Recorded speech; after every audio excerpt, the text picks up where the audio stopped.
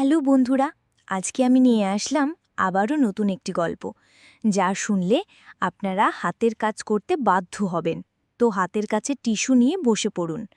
বিশেষ অনুরোধ, আপনারা প্রত্যেকেই আমার গল্প শোনেন, কিন্তু চ্যানেলটি সাবস্ক্রাইব করেন না।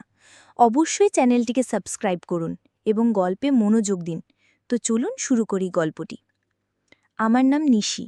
বাসর রাতে যখন আমি অনেক আশা আর ভালোবাসা নিয়ে আমার বরের জন্য অপেক্ষা করছিলাম, তখন গভীর রাতে পাশের ঘর থেকে কয়েকজন মহিলার অদ্ভুত শব্দ ভেসে আসছিল। সেই শব্দ শুনে আমি মনে সাহস জুগিয়ে ঘর থেকে বেরিয়ে পাশের ঘরে উঁকি মারতেই আমার মাথায় যেন আকাশ ভেঙে পড়ল। কারণ আমার স্বামী আমাকে ছেলে ৬ জন অচেনা মহিলার সঙ্গে আপত্তিকর অবস্থায় সময় কাটাচ্ছিল। শুধু তাই নয়, সে ওই মহিলাদের সঙ্গে এমন আচরণ করছিল যা ভাষায় প্রকাশ করার মতো নয়। অথচ আমার স্বামী তো আমাকে ভীষণ ভালোবাসার কথা বলেছিল। তার সত্ত্বেও কী কারণে সে আরও ৬ জন মহিলার সঙ্গে এমন সম্পর্ক তৈরি করেছিল, সেই ভয়ানক সত্যটাই আজ আমি আপনাদের শোনাব। বিয়ের প্রায় ৩ বছর পর আমি জানতে পারি যে আমি ছাড়াবো আমার স্বামীর আরও ৬ জন স্ত্রী গর্ভবতী, এবং তাদের সন্তানের বাবা আমার স্বামী। এই সত্যিটা জানার পর আমার পায়ের তলার মাটি সরে গিয়েছিল। আসলে আমার স্বামীর রকি পেশায় একজন ডাক্তার ছিল। আমাদের যখন বিয়ে ঠিক হয়, তখন আমরা শুধু এটুকুই জানতাম যে ছেলেটি একটি সরকারি গ্রামে হাসপাতালে চাকরি করে। বিয়ের পর আমিও স্বামীর সঙ্গে গ্রামের একটি ভাড়া বাড়িতে চলে এসেছিলাম। আমার শ্বশুরবাড়ি সেখান থেকে প্রায় ৫ ঘন্টার পথ ছিল। বিয়ের পর আমার জীবনটা বেশ ভালোই কাটছিল। আমি আমার স্বামীর সঙ্গে খুব সুখে ছিলাম। যে বাড়িতে আমরা ভাড়া থাকতাম, তার পাশের বাড়ির এক ভাবির সঙ্গে আমার খুব ভালো বন্ধুত্ব হয়ে যায়। এইভাবেই প্রায় ১ বছর কেটে যায়। আমি আমার স্বামীর সঙ্গে এতটাই খুশি ছিলাম যে বাবার বাড়ি যেতেও মন চাইত না। আমাদের পাশের বাড়ির ভাবি যখনই আমাদের বাড়ি আসতেন, আমি তার সামনে আমার স্বামীর প্রশংসায় পঞ্চমুখ থাকতাম। আমাদের মধ্যে এতটাই গভীর সম্পর্ক তৈরি হয়েছিল যে আমরা একে অপরের সঙ্গে ভালো-মন্দ রান্না বা যে কোনো জিনিস ভাগ করে নিতাম। আমার স্বামী সারাদিন হাসপাতালে ব্যস্ত থাকলেও বাড়িতে ফেরার সঙ্গে সঙ্গেই আমাকে অনেক আদর আর ভালোবাসা দিত। সে খুব ভালোভাবে জানত কিভাবে একজন স্ত্রীকে নিজের নিয়ন্ত্রণে রাখতে হয়। আমি ভাবতাম আমার স্বামী আমাকে ছাড়া আর কিচ্ছু বোঝে না। এইভাবেই প্রায় ২টা বছর কেটে যাওয়ার পর একদিন পাশের বাড়ির ভাবি আমাকে ঠাট্টা করে বলেছিলেন, আরে নিশি, তুমি তোমার বরকে একটু বেশি বিশ্বাস করে ফেলেছ। দেখো, তোমার এই বিশ্বাস যেন কোনোদিন ভেঙে না যায়। বরের ওপর একটু নজর রেখো, নইলে ভবিষ্যতে পস্তাতে হবে। আমি তখন হেসে গর্বের সঙ্গে ভাবিকে বলেছিলাম যে আমার বরের মতো সৎ মানুষ আর দুটি হয় না। আমি তাকে অনেক ভালোবাসি এবং বিশ্বাস করি, তাই এসব কথা বলে কোনো লাভ নেই। ভাবিও তখন মুচকি এসে বলেছিলেন, দেখো, তোমার এই অন্ধবিশ্বাসী যেন তোমার ক্ষতির কারণ না হয়। কিন্তু আমি ভাবির কোনো কথাই গায়ে মাখিনি, কারণ আমার স্বামীর প্রতি আবার বিশ্বাস ছিল অটুট। কিন্তু সেদিন রাতে যখন আমার স্বামী অনেক দেরি করে বাড়ি ফিরেছিল, তখন তার আচরণে কেমন যেন একটা পরিবর্তন লক্ষ্য করলাম। প্রতিদিন সে বাড়ি ফিরেই আমাকে জড়িয়ে ধরত, কিন্তু সেদিন তার হাবভাব দেখে মনে হচ্ছিল সে আমার থেকে কিছু একটা লুকাচ্ছে। আমি তার কাছে যেতেই তার গলার কাছে একটা লাল দাগ দেখে চমকে উঠলাম। দাগটা দেখে মনে হচ্ছিল কেউ যেন নখ দিয়ে আছড়ে দিয়েছে। আমি দাগটার ব্যাপারে জিজ্ঞেস করতেই সে ভীষণ ঘাবড়ে গিয়ে জামার কলার দিয়ে সেটা ঢাকার চেষ্টা করল এবং আমাকে মিথ্যে বলল যে একজন মানসিক ভারসাম্যহীন রোগী তাকে আক্রমণ করেছিল। এরপর আর বেশি কিছু জিজ্ঞেস করার আগেই আমার স্বামী আমাকে ভালোবেসে জড়িয়ে ধরে আমার কপালে চুমো দিয়ে বলল, নিশি, অনেক রাত হয়েছে, আমার খুব খিদে পেয়েছে, খেতে দাও। তারপর আমরা দুজনে মিলে অনেক গল্প করব। এর কিছুদিন পরেই আমি গর্ভবতী হলাম। আমি মা হতে চলেছি। এই খবরটা শুনে আমার স্বামীর আনন্দের কোনো সীমা ছিল না। আমরা দুজনেই খুব খুশি ছিলাম যে এবার আমরা বাবা মা হতে চলেছি। আমাদের বাড়িতে রিনা নামের একজন কাজের মেয়েও কাজ করত। এর কিছুদিন পর একদিন সকালে আমাদের কাজের মেয়ে রিনা যখন বাড়িতে এলো, তখন তার মুখ দেখেই বুঝতে পারলাম যে সে খুব অসুস্থ। আমি জিজ্ঞেস করাতে সে জানালো যে তার খুব জ্বর আর কাশি। রিনা অসুস্থ শুনে আমার স্বামী তার প্রতি খুব সহানুভূতি দেখালো। সে এতটাই দয়ালু সেজেছিল যে রিনাকে কিছু টাকা দিয়ে বাড়ি পাঠিয়ে দিল এবং বলল সে পুরোপুরি সুস্থ না হওয়া পর্যন্ত যেন কাজে না আসে। আমাদের এই উদারতা দেখে রিনা আমার স্বামীর পা ছুঁয়ে বলেছিল, মালিক, আপনি অনেক ভালো মানুষ। আমার কষ্টটা বুঝতে পারার জন্য আপনাকে অনেক ধন্যবাদ। আমি তখন রিনার পিঠে হাত বুলিয়ে বলেছিলাম, আমরা মানুষ যদি মানুষের কষ্ট না বুঝি তাহলে কি করে হবে? রিনা তখন খুশি হয়ে চলে গেল। কিন্তু সেদিন আমি আমার স্বামীর চালাকিটা একটুও বুঝতে পারিনি।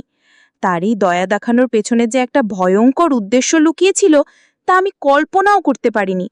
আমি ভেবেছিলাম আমার স্বামী সত্যি একজন ভালো ও দয়ালু মনের মানুষ, কিন্তু পরে যখন তার আসল রূপটা আমার সামনে আসে তখন আমার পায়ের তলার মাটি সরে গিয়েছিল। সে মানুষ ছিল না, ছিল মানুষের চেহারার আড়ালে এক ভয়ঙ্কর দানব।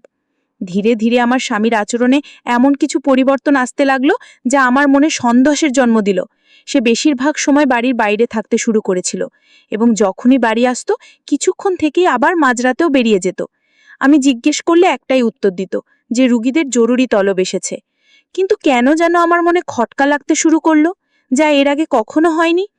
একদিন রাতে যখন সে একই অজুহাত দিয়ে বাড়ি থেকে বেরোলো, আমিও লুকিয়ে তার পিছু নিলাম। আমার মনের সন্দেহটা সত্যি নাকি ভুল তা যাচাই করার জন্যই এই কাজটা করেছিলাম। কিন্তু আমার স্বামীর কার্যকলাপ দেখে আমি হতভম্ব হয়ে গেলাম।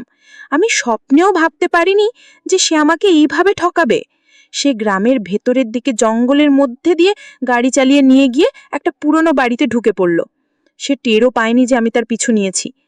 আমি বুঝতে পারছিলাম না যে রুগী দেখার থাকলে এই ঘন জঙ্গলের পুরনো বাড়িতে সে কি করছে, কারা থাকে এই বাড়িতে। আমার মনে তখন ভাবির বলা কথাগুলো বারবার ঘুরপাক খাচ্ছিল, যে কোনো মানুষকে অন্ধের মতো বিশ্বাস করতে নেই। অনেক ভাবনা চিন্তা করে আমিও জঙ্গলের ভেতরেই বাড়িটার দিকে এগিয়ে গেলাম। বাইরে থেকে বোঝার চেষ্টা করছিলাম ভেতরে কি হচ্ছে, কিন্তু বাড়িটা চারদিক থেকে বন্ধ থাকায় কিছুই দেখা যাচ্ছিল না। অবশেষে একটা জানালা দেখতে পেয়ে সেটা খোলার চেষ্টা করে বুঝলাম তাও ভেতর থেকে বন্ধ। শেষ পর্যন্ত মনের সব সাহস এক করে সদর দরজা দিয়ে ভেতরে ঢুকতেই আমি যা দেখলাম তাতে আমার দুনিয়াটাই ওলটপালট হয়ে গেল। ভেতরে প্রবেশ করতেই যা দেখলাম তাতে আমার পায়ের নিচের মাটি সরে গেল। সেখানে ৬-৭ জন গর্ভবতী মহিলাকে দেখতে পেলাম। আমি কিছুই বুঝতে পারছিলাম না যে তারা এখানে কি করছে। এরপর ভেতরের একটা ঘরে উকি দিতেই আমি আমাদের কাজের মেয়ে রিনাকে দেখতে পেলাম। তাকে ওখানে দেখে আমি আরো অবাক হলাম। ঠিক তখনই আমি যা দেখলাম তাতে আমার শির ধারা দিয়ে একটা ঠান্ডা স্রোত বয়ে গেল। আমার স্বামী জোর করে ইনজেকশনের মাধ্যমে অসহায় মেয়েদের গর্ভবতী হতে বাধ্য করত। আমার বাড়ির কাজের মেয়েকেও সে জোর করে এখানে নিয়ে এসেছিল একই উদ্দেশ্যে। ওই ঘরে ঢোকার পর একজন বয়স্ক মহিলা ও একজন শক্তিশালী লোক আমাকে দেখতে পেয়ে রেগে গিয়ে আমার হাত চেপে ধরে বলল, আপনি কে, এখানে কি করছেন? এক্ষুনি এখান থেকে চলে যান, নইলে আপনার কপালে খুব খারাপই আছে। আমি তখন রিনাকে দেখতে পেয়ে তার কাছে ছুটে গিয়ে বললাম, রিনা, তুই এখানে কি করছিস?